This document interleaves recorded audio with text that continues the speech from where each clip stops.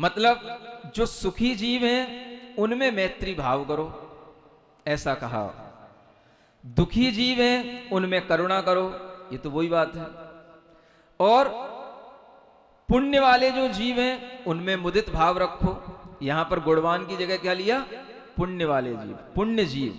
मतलब अब आप समझ सकते हो, वहां पर पुण्यात्मा का मतलब यही होता है कि जो अपने गुणों में अधिक हो वही पुण्यात्मा माने जाते हैं, पुण्य जीव माने जाते हैं।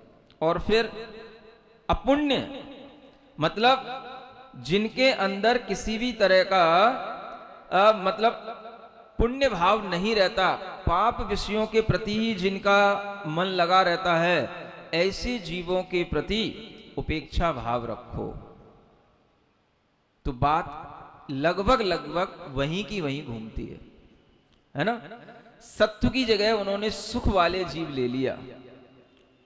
कुछ थोड़ा सा अंतर पड़ता है लेकिन बात वहीं की वहीं घूमती है। और ये भावना करने के लिए कहा है, योग शास्त्र बनाया है और उसमें योग सूत्रों में ये भावना करने के लिए सूत्र दिया है और उसमें लिखा है भावना तस् चित्त प्रसादनम। इससे चित्त का प्रसाद होता है। प्रसाद माने होता है प्रसन्नता। इससे चित्त क्या होता है? प्रसन्न होता है।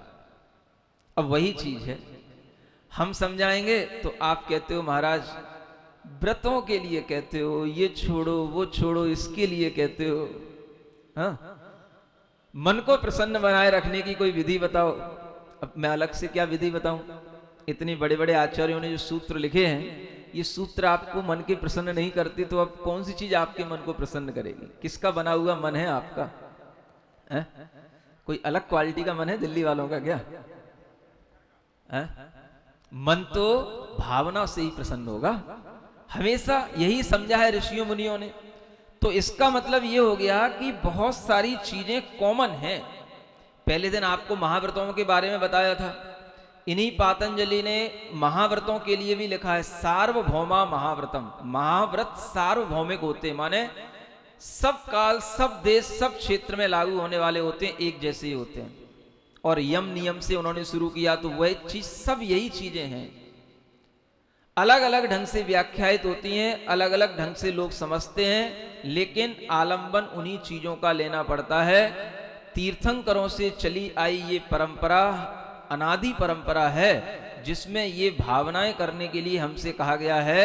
तो ये भावनाएं भी अनादि काल से चली आ रही हैं, इससे अपने आप ये सिद्ध हो जाता है।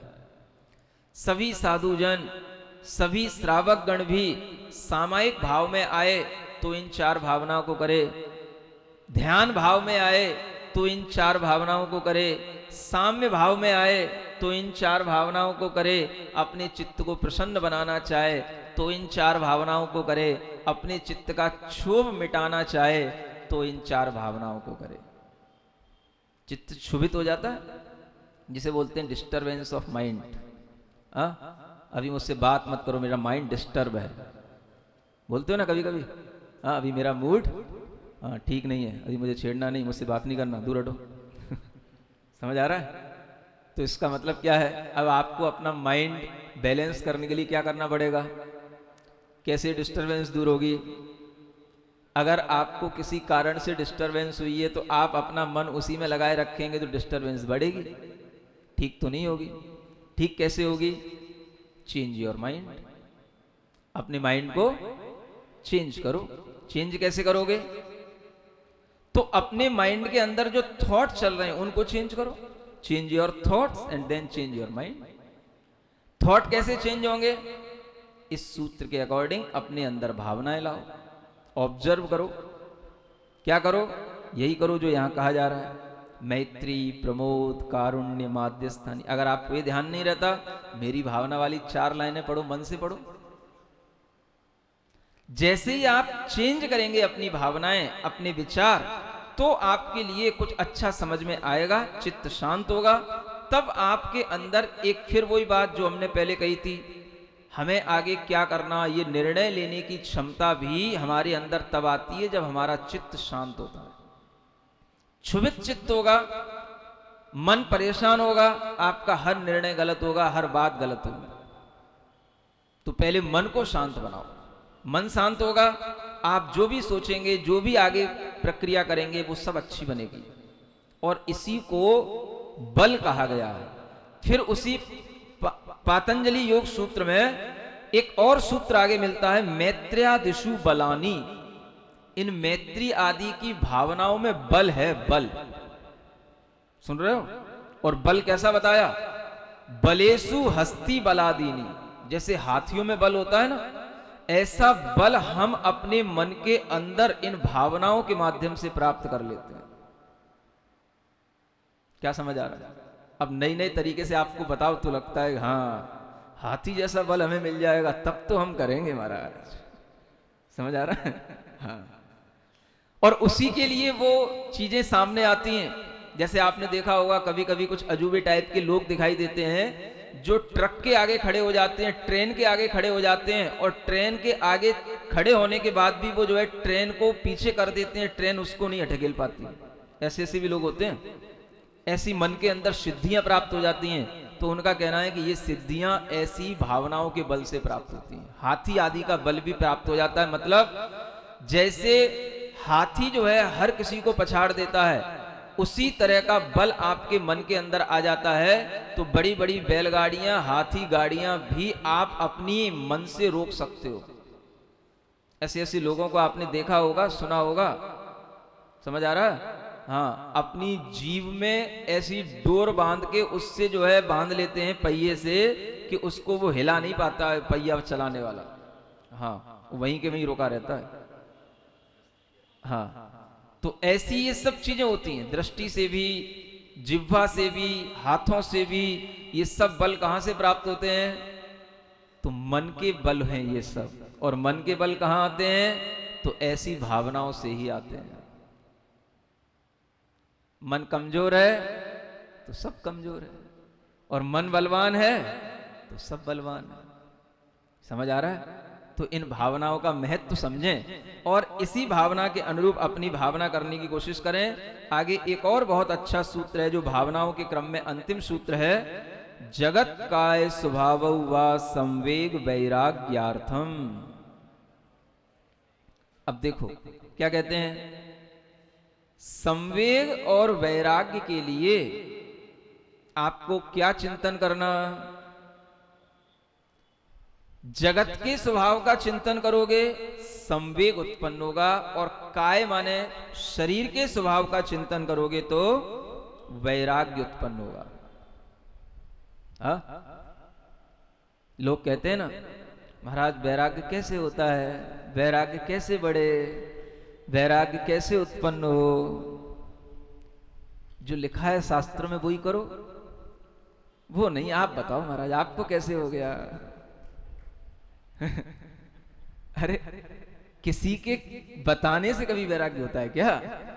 आप तो अपने ढंग से काम करो, आप तो वह करो जो सूत्रों में लिखा हुआ है, और सूत्रों में लिखे हुए ढंग से अगर हम चलेंगे तो आपके अंदर भी वैराग्य उत्पन्न होगा।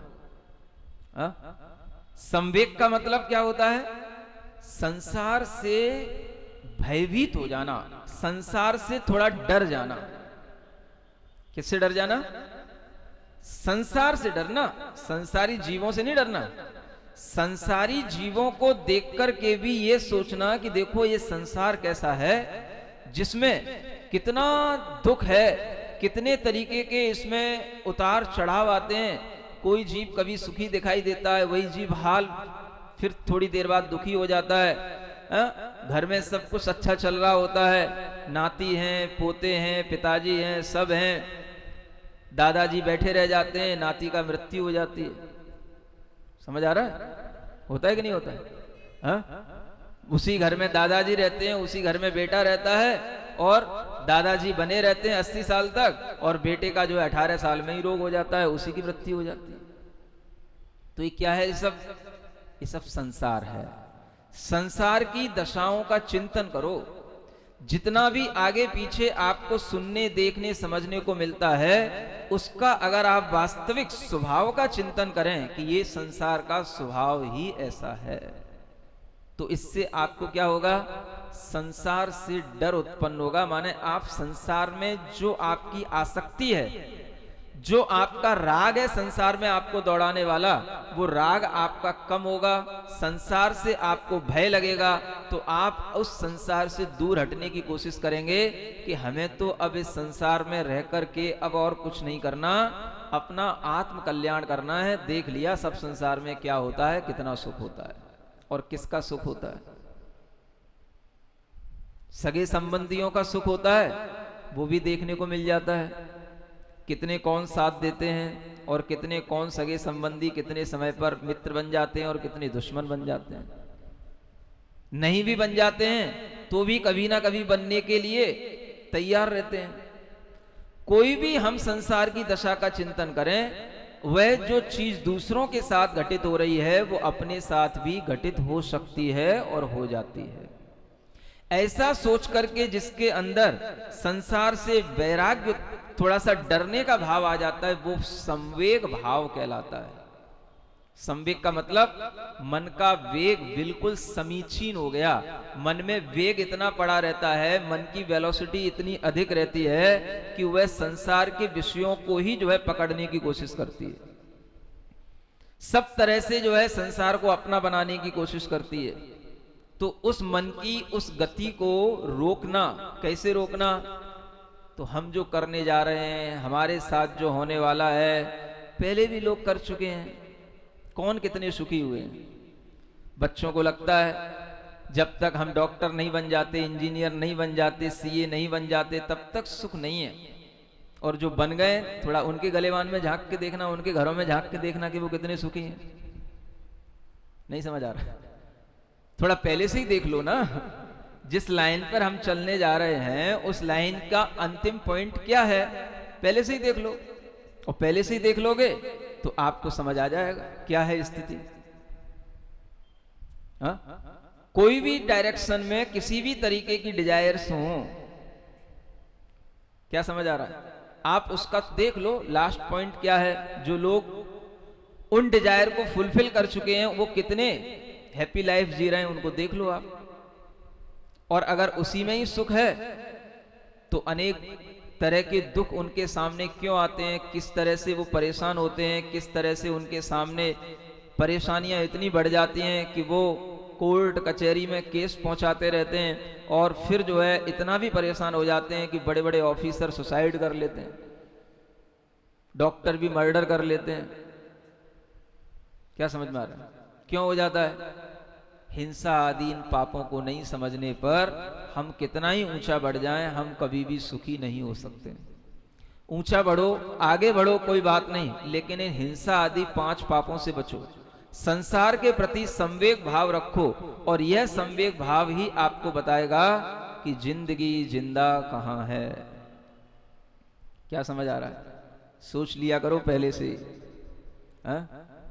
हर दिशा आशा बनी फैली हुई आकाश तक, है ना? सबके लिए यही होता है ना, हर दिशा में ऐसी इच्छाएं फैली रहती हैं क्या कि हम सब कुछ कर लेंगे। हर दिशा आशा बनी फैली हुई आकाश तक, तोड़ लाऊंगा सितारे यह यकीन था आज तक, पर वहीं से लौटते राही के चेहरे पे सिकन, देख कर मुझको लगा कि जिंदगी जिंदा कहाँ है। देख कर मुझको लगा कि जिंदगी जिंदा कहाँ है। ढूंढो जिंदगी कहाँ जिंदा है? कौन जीवन को जी रहा है, कौन उस जीवन की गिरफ्त में फंस चुका है, कौन चाहते हुए भी उससे नहीं निकल पा रहा है, और जो चाहते हुए भी अब नहीं निकल पा रहा है, आप उसी में फंसने की कोशिश कर रहे हो। हैं? अब ज्यादा नहीं पढ़ना, इतने ठीक समझ आ रहा है? तो ये विचार करने की चीजें हैं। संसार से संवेग संसार के ही कारणों को देखने से मिल जाएगा। और क्या होता है संसार में? बहुत पहले ही इन चीजों को आप सोच सकते हो। दुखी कोई प्रीति करके, दुखी कोई प्रीति बिन। समझ आ रहा है? कोई किसी से प्रेम करता है, प्यार करता है, उसमें दुखी बना रहता है, पूर्ति नहीं होती, नहीं करता है तो दुखी बना रहता है। हमें कोई प्यार करने वाला नहीं समझ आ रहा है? जिसकी किसी से कोई प्रीति है वो भी दुखी होने लग जाता है अलग अलग तरह से, और जिसकी नहीं है वो भी दुखी बना रहता है। दुखी कोई प्रीति करके, दुखी कोई प्रीति बिन, दुखी कोई पुत्र से तो दुखी कोई पुत्र बिन। पुत्र इच्छा से बढ़ी, पुत्री की संतति से दुखी। देख कर मुझको लगा कि जिंदगी जिंदा कहाँ है। देख कर मुझको लगा कि जिंदगी जिंदा कहाँ है। कुछ देखो आप लोग भी, जैसे सूत्र कह रहे हैं, उन सूत्रों को हम कितना भी इलैबोरेट करें उनका कभी भी अंत नहीं होता। संसार के अंदर रहते हुए भी हमारे अंदर संसार से संवेग उत्पन्न हो, इसको कहते हैं निर्वेद भाव भी कहते हैं, निर्वेग भाव भी कहते हैं। और जो उद्वेग और आवेग हमारे अंदर संसार के प्रति पड़े रहते हैं, हमें ये भी करना, वो भी करना, ऐसा करना, वैसा करना, ये सब ठंडे पड़ जाते हैं जब हम सामने देखें कि ऐसा करने वाले भी कितना कर पाए और करके भी कितना सुखी हो गए। समझ आ रहा है? इसको कहते हैं संवेग भाव। आपकी भाषा में आपको समझाया है, शास्त्रों की भाषा में तो इतना ही लिखा रहता है कि संसार के दुखों से डरने का नाम संवेग है। सो आपको कुछ समझ नहीं आता कि क्या दुख है और क्या नहीं। हा? फिर कहते हैं वैराग्य उत्पन्न करना है। अपनी काया के स्वभाव को देखो, दूसरों की काया के स्वभाव को देखो। इस काया में है क्या है? हा? काया माने अपना शरीर, अपनी बॉडी। क्या है इसमें? शरीर के स्वभाव का जितना चिंतन करोगे, हम कितना अच्छा अच्छा खाते हैं और सब किस में कन्वर्ट हो जाता है, देख लो आप। और जो चीजें बनती हैं, जिन पर हम फूल रहे हैं, वो चीजें क्या हैं? जिनका नाम लेना भी घृणित है। नहीं समझ आ रहा है? मतलब अगर आप कभी अच्छे ढंग से भोजन कर रहे हो, चौके में हो, समझ आ रहा है, शरीर के किसी भी अंग का, अवयव का नाम ले दें तो घृणा उत्पन्न हो जाए। और ये भी ध्यान रखना कि साधुओं का कभी कभी अंतराय भी इसी भाव से हो जाता है। क्या समझ आ रहा है? कई बार लोग बोल देते हैं महाराज ये चीज ले लो, इससे ब्लड बढ़ता है।